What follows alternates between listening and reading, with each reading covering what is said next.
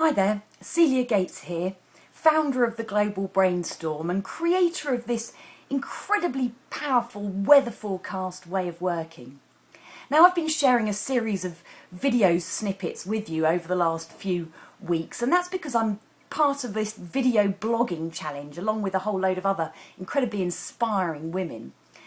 And actually through the aim of this, we're building our businesses. I've been being asked why by friends and family. Why are you putting out these videos the whole time? Well, the reason is I'm trying to share a wider message with you so as to engage you into actually getting involved in this system that I'm working with, and I'm producing some incredible results with this system.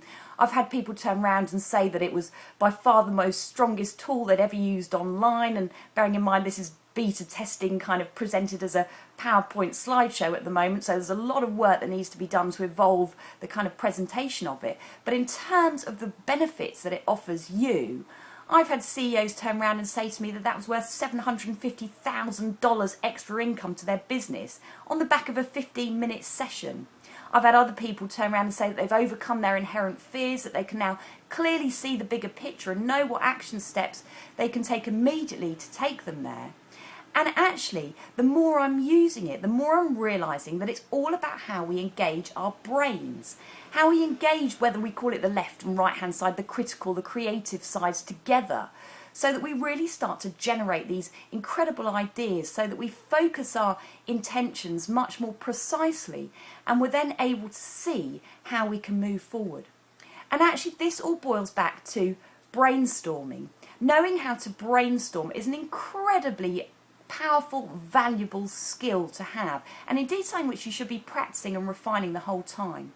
Now, in actual fact, that's where I kind of really lead the stage. It's where I've won countless awards, international awards, the Minds Award from the Malaysian Innovation and Design Society. But it's also where I'm able to go into businesses and give that greater learning so that they can really start to extract value from the minds and brains of their extended team. You know, we know ourselves we don't use nearly as much of our great brain capacity as we're actually capable of. Well, imagine if you're then leading or managing a wider team. Well, you're not utilising their brain capacity to its full extent either. And so actually that boils back to knowing how to brainstorm so as to extract the most amount of information from somebody's expertise, knowledge, skill, whatever it might be, their experience, so as to extract that from their brain, their imagination, using that, harnessing that, and building that into a collaborative framework so that the team can actually work together as opposed to finding themselves sort of arguing, egos get in the way, attitudes, people want one thing, somebody else wants something else, and all of a sudden what was a creative conversation starts to disintegrate. So how do we actually brainstorm? Well, the very first thing to know is that when you're brainstorming, you must, and I insist, must have a pen and paper to hand. You see, if you don't actually write your thoughts down as they're occurring to you during a brainstorming session, then you actually find yourself getting more confused, so wrapped up do you become in whatever it is that you're thinking about, that you effectively don't sort of remove yourself for long enough to be able to observe your thoughts, to be able to actually listen to your thoughts. Think about this in terms of a fax machine. I know fax machines are incredibly dated now, but I'm sure you're familiar with that high-pitched squeal that sort of comes down the end of a phone if you happen to land on a fax number instead of a phone.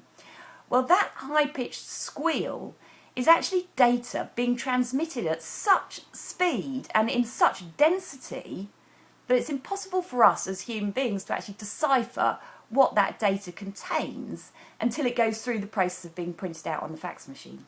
So think about that now in terms of your thoughts. The same thing happens, especially when you're particularly passionate or indeed engulfed with a serious problem. There's so much information whizzing in and out of your head. It becomes so dense that it actually becomes very difficult for you to listen to and hear and then extract value from.